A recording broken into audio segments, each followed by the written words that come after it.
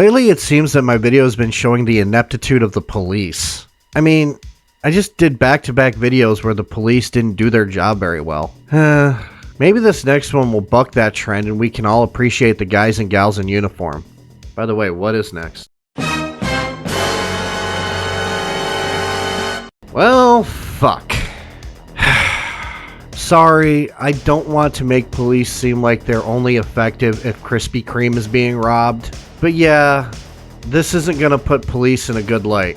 When Keemstar finds the guy who did this faster than the police did, that's saying something. Yes, I will have to cover Keemstar for this video. But what started as a really stupid argument became deadly when two Call of Duty players got into a fight over $1.50 and the other decided to contact a notorious asshole to swat him. But the problem is, the occupants of the home that was swatted had nothing to do with the argument, as asshole number 2 gave an old address because, well, he's a jackass. But one of the occupants of the home would end up dying because of this.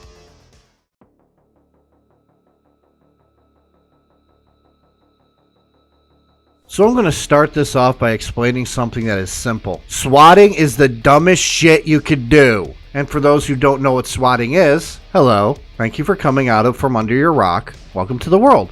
We love you. Swatting is a prank calling emergency services in an attempt to get police to bring out the big guns on a targeted person, which is illegal. So why do people do this shit? Well, most often than not, it isn't because you like someone and want to do a friendly prank. No, it is mostly that you hate someone and you want to ruin their day. It's also a huge waste of police resources. As the name suggests though, it is basically to try to get the SWAT to come out to deal with things. That makes it even more dangerous. SWAT are specially trained to handle hostage situations, not knock on a door and see what's going on. They are coming with military-grade equipment. They are going to breach doors, break windows, and point AR-15s in your face. I have a couple of examples ranging from holy shit pucker ass factor to the comical. First, here's a clip from when a basement-dwelling incel decided to swat Woody from the podcast Painkiller Already. Our area's most tense swatting incident happened at this house in Apex in the middle of the night. The head of the Apex SWAT team and the homeowner, Woody Woodworth, told WRL Investigates what unfolded. Someone had called the SWAT team and said that I had murdered my wife and I had murdered a kid and that I was going to murder her too if they didn't get there fast. My wife is like, Woody, there's people hiding in the yard. I didn't know it, but the SWAT team is casing my house. They're just sort of looking inside to get a feel for what's going on. Now, you didn't know that, but what were you thinking when you saw that? That there was 8 bad guys coming down on my house for reasons I didn't understand. I go to my closet and I grab a shotgun. And he comes to the top of the stairs with a gun in his hand, as a lot of homeowners would do in the middle of the night when someone's banging on their front door. As I head down the stairs, they yell, like this time they approach the front door, and they yell, "Put the gun down!" And I was like, "Who the heck are you?" But I didn't say heck. If Woody hadn't complied with the order to put the gun down, or if it was somebody that was more inexperienced, he could have been injured or killed. The second one is just wrong. King Cobra is a YouTuber who really doesn't harm anyone or talk shit about anyone. He's just some guy who documents weird cooking and his interests, which some are weird, but I'm a furry talking about true crime, so who am I to judge?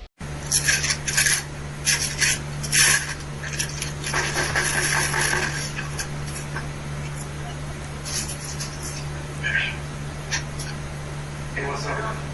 Hey, what's up? Okay, I didn't. Okay. You're all right.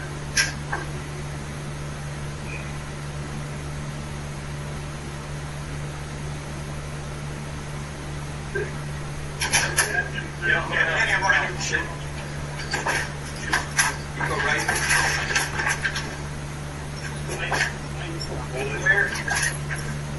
There's a shotgun in here.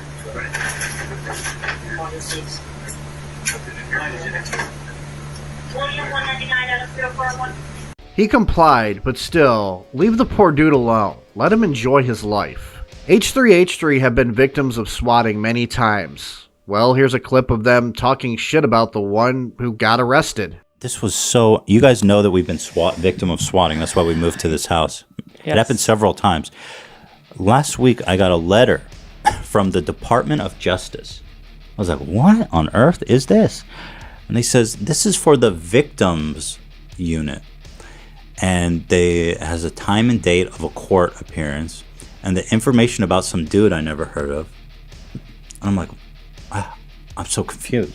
And I Google the name and look at this shit. Former ODU student gets plea deal over neo-Nazi group swatting calls. This is the motherfucker that swatted us. And by the way, is this So the most crazy. white trash looking? I love that these guys are neo-Nazis, like, you know. I love that. Then master race. Love H3 or hate H3, I don't care. This isn't about popularity. But even Ethan's forever arch nemesis and beard wax aficionado himself, Keemstar, has been swatted multiple times if I remember. But I'm only going to show the one time where the police called him before coming out. What? Who the hell is calling me? If you plug in your controller, Hello? the PS4 controller to Yeah. mobile and smash the mobile players. Oh, hey, the old dog's in here. Yeah. Hold on. Did you guys get? I'm gonna move Yeah, this everything's little dog. fine. Did you guys get a call? There's a dog that's like 22. Okay, yeah, I'll be out there. Thanks. Hey, this old dog keeps So that was my local police department. Somebody tried swatting me, Somebody and tried the swatting. police call me, and now I go to the door and say everything is fine, and you just risked 10 years in prison for that? He won that Fortnite game, by the way. Was nice of the police to call him beforehand, though. Shows that probably happens so often that they figured nothing is happening. Which also sets a dangerous precedent. Remember the story of the boy who cried wolf? We'll say something does happen at Keemstar's residence now. Police might end up taking longer to get there. Either way, I want to say again, swatting is stupid. The people who do it are stupid. And don't be stupid!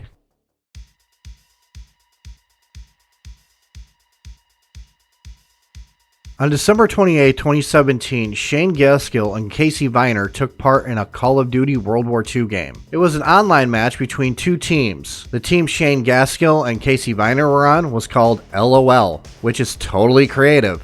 I'm not being sarcastic whatsoever. Totally creative. By the way, I'm not going to mention their horrible gamer tags because these guys don't deserve to be considered gamers for what they fucking did. The match had a wager on it, and the team LOL lost the wager, so they didn't lose a lot. They lost $1.50, but for some reason these two dipshits decided to get into an argument over friendly fire. Not just in the game, no. These two products of bad sperm decided to take it to Twitter as well, which is where Casey Viner, in all his infinite wisdom, decided to threaten to swat Shane Gaskill. And then Shane Gaskill decided to give a false address to Casey Viner and dared him to do it, saying he would meet whomever showed up on the front porch. The dumbasses continued to argue over Twitter, but Casey Viner decided to DM a notorious swatter named Swatistic. I mean, the level of creativity in this story is mind-blowing, isn't it? So using a voice over IP to mask where he was, Swatistic called 911. Wichita Emergency Services received that call. They were arguing and I shot him in the head and he's not breathing anymore. Okay, so what's going on right now? Are you there? Yeah. Okay, do you have any weapons on you? Yeah, I do. What kind of weapons do you have? A handgun. What kind of handgun is it? I don't know, it's my dad's. What color is it? It's black. Where exactly are you at in the house? By the closet. Okay, what closet? My mom's. Where's that at in the house? In her room. Which is where she's at and my little brother. You have a little brother? Yeah. I was on the phone with you guys earlier, telling you guys about it. I just got disconnected. Okay. Well, we're going to try to get you some help. Where exactly in the house, like, is this a one-story or two-story house? It's one story. Is it towards the front of the house, the back of the house? Well, like it's like towards the back, I guess.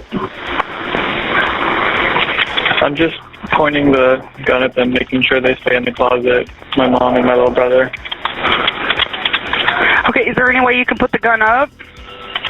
No. Are you guys sending someone over here? Because then I'm definitely not going to put it away.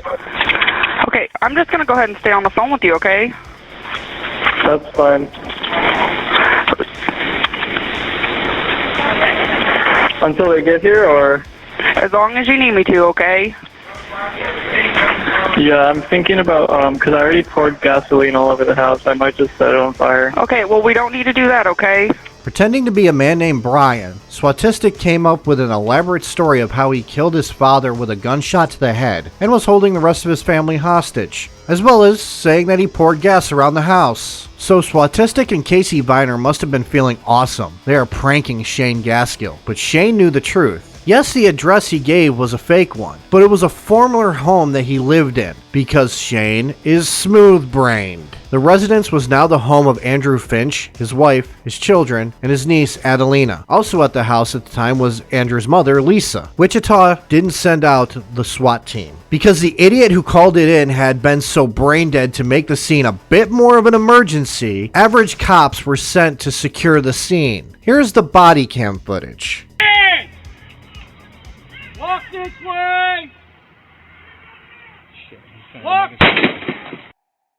The cops ordered Finch to raise his hands. He was complying, but his hand lowered. That was when Officer Justin Rapp shot him. According to Justin Rapp, he had no idea what was going on. He was not informed of the situation, and those on the scene didn't know that the caller was still on the line. Andrew Finch was shot in the heart and lung. He was rushed to hospital, but he died there. While all this was going on, Shane Gaskill and Casey Viner were still arguing over a stupid match. Soon though, when news broke of what happened, things turned serious. Swatistic took it upon himself to take no responsibility for the death of Andrew Finch, because according to him, he didn't shoot Andrew. Soon the three began talking in DM, trying to cover up their parts in this crime. At the same time, Wichita police, obviously realizing the call was a hoax, began to investigate. Also, the feds were tracking them all down, mostly focused on Swatistic.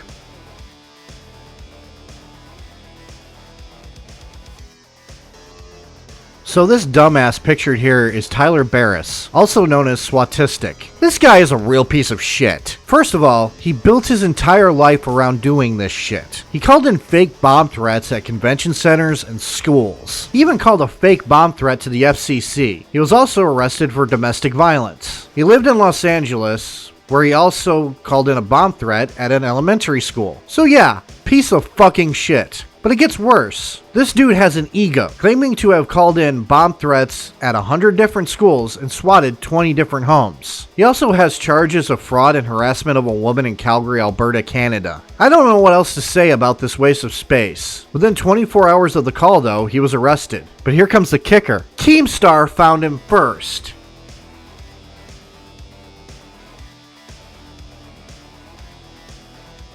So I'm going to be honest real quick. I have nothing against Keemstar. I know a lot of people do, but I judge somebody by how they are in real life, not on the internet. So since I don't know him, I'm not going to say that he's a piece of shit. I will say I am not a fan of his content, but that doesn't mean I hate the person. The dude has done some horrible shit in the past, but he's also done some good. He has helped people get their YouTube channels back, their Twitters back, and his hatred for those who harm kids is enough to make him okay in my book. But this isn't about the good or the bad he's done online. Keemstar and his Drama Alert team ended up reaching out to Barris. Barris, obviously nutting over the attention that he was getting, decided to take Keem up on the offer for an interview. Didn't get anyone killed because I didn't discharge a weapon.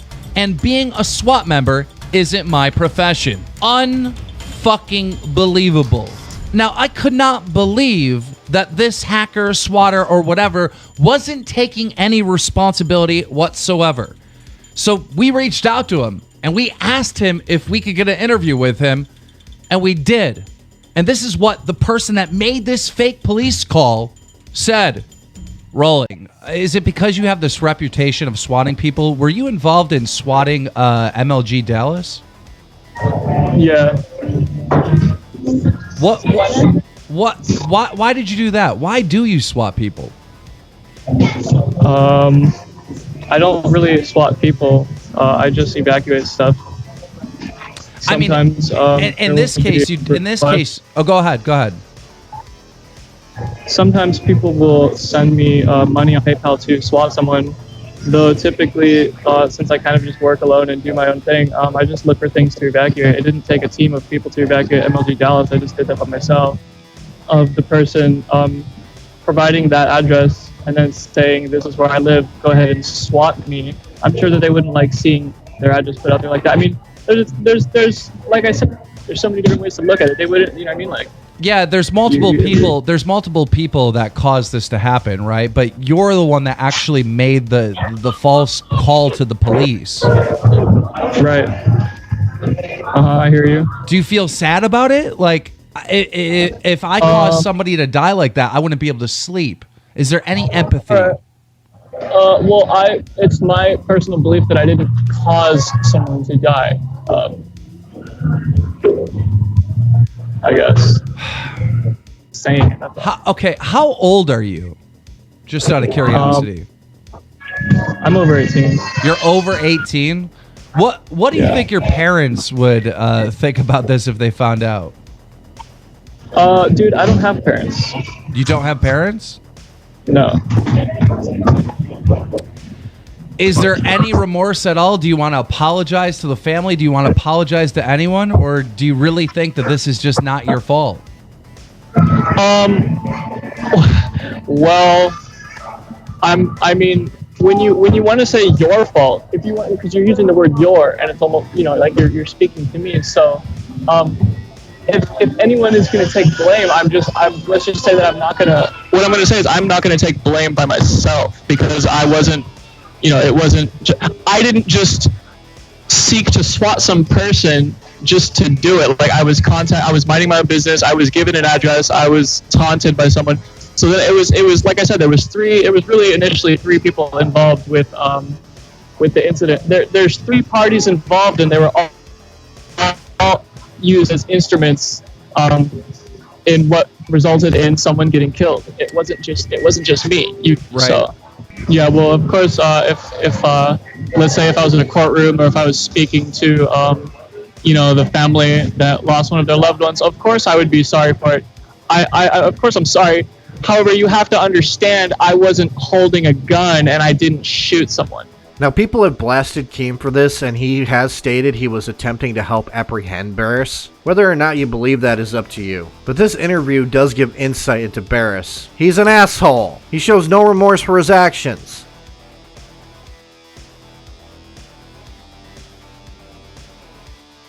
Even though Casey Viner, Shane Gaskill, and Tyler Barris attempted to delete evidence of their involvement in the shooting of Andrew Finch, it mattered very little. All three were arrested. Tyler, though, was arrested for a bomb threat he made in the Los Angeles news station, but soon the swatting was added to the sentence. He would be extradited to Kansas to face that charge. Barris wouldn't face just those charges. Because he was an idiot who couldn't stop himself, his bragging caught up to him. By fall of 2018, 46 more charges were added to his list of crimes. Because he bragged so much, prosecutors had a lot of fucking evidence. So this fuck up did the only thing he could do, plead guilty and hope the judge didn't throw the book at him. Well, the judge threw the book at him. He got 20 years in prison. Also, just to make him feel like the child he was, the judge ordered him to write a formal apology to the Finch family. Casey Viner would end up receiving a sentence of 1 year and 3 months in prison, along with 2 years of community service. Shane Gaskill would only get 2 years probation. Justin Rapp, the officer who shot Andrew Finch, would not be charged.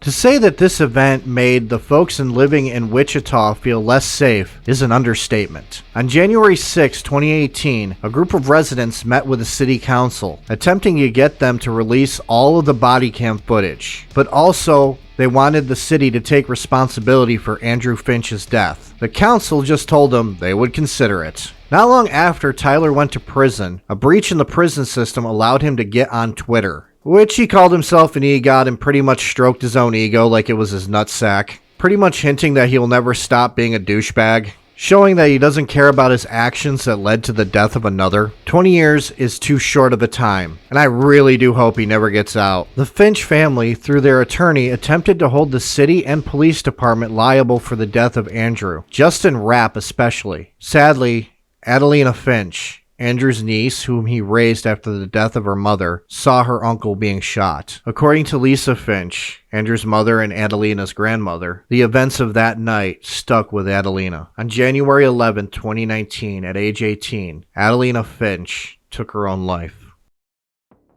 The police in this case is a mixed bag. On one hand, you have an officer who shot and killed an innocent person, which was a massive mess up. But on the other hand, law enforcement didn't drag their heels. They caught all three in a timely fashion. So it goes to show that you should judge the police response on a case-by-case basis. But swatting isn't cool. Using the police to prank another person is probably the dumbest thing that you can do. That includes the Tide Pod challenge from years ago. At least with that one, you're just harming yourself. No one else gets hurt. In swatting, there's a potential for death or injury of multiple parties. Tyler Barris is a little man who thought he was awesome for doing this shit. He wasn't awesome. He is a criminal. He is a piece of shit. Tyler Barris was going to swat someone else or call in a bomb threat on some other place. He had plans to. It is a good thing that he is behind bars. But Casey Viner and Shane Gaskill are just as bad. How do you let a game piss you off to the point that you're willing to break the law just to get back at another person? For that matter, how stupid could you be to give a fake address online and dare somebody to do that? The fact that this all happened over $1.50 is massively moronic. Even if it was a hell of a lot more, it's just stupid. A man lost his life over something he wasn't a part of. And all these three assholes cared about were themselves. Honestly, I hope they all go to hell and rot there.